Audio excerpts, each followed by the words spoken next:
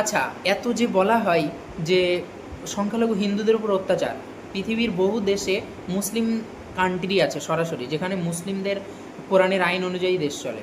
বলেন তো কোন দেশটাতে হিন্দুদের ধরে বলা হয়েছে যে লা ইলাহা ইল্লাল্লাহ বল? কোন দেশে?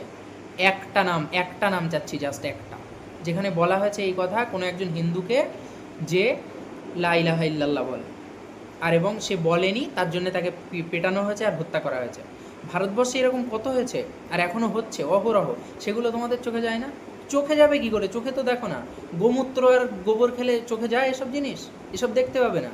খাও তো গোমূত্র আর গোবর, তোমাদের চোখে এসব কী করে যাবে? তোমরা দেখতে পাবে না তো। মুসলিমদের রক্ত রক্ত মনে হয় না নাকি?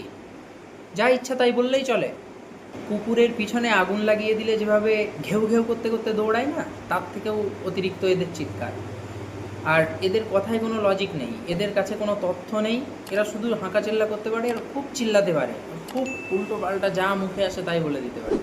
এই 2014 সাল থেকে নিয়ে আজ পর্যন্ত যে কত মুসলিম নির্যাতিত আর কত মুসলিম যে হত্যার শিকার হয়েছে, কত মুসলিমকে যে খুন করা হয়েছে, নিরীহ মুসলিমকে, সেগুলো একটাও এদের চোখে পড়ে না। প্রমাণসহ দেখাবো আজকে।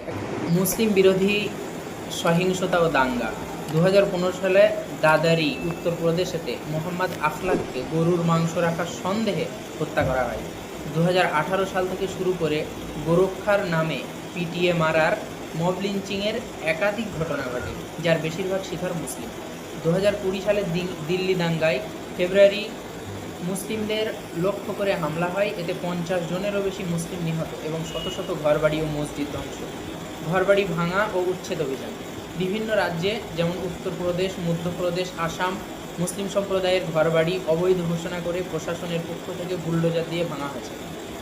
এই নীতিকে সমালোচকরা বুলডোজার রাজনীতি বলে অভিহিত করেছে, যা অনেক সময় ধর্মীয় পক্ষপাতিত্বের অভিযোগের মুখে পড়ে।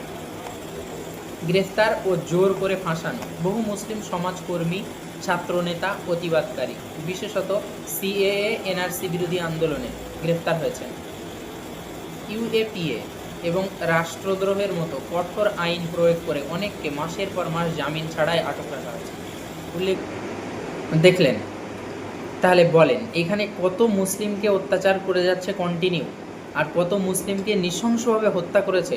এখন তো বুঝতে পারছে না এই সাধারণ হিন্দুগুলো যে এরা আসলে এই ক্ষমতায় টিকে থাকার জন্যে ধর্মীয় বিষ ছড়াচ্ছে।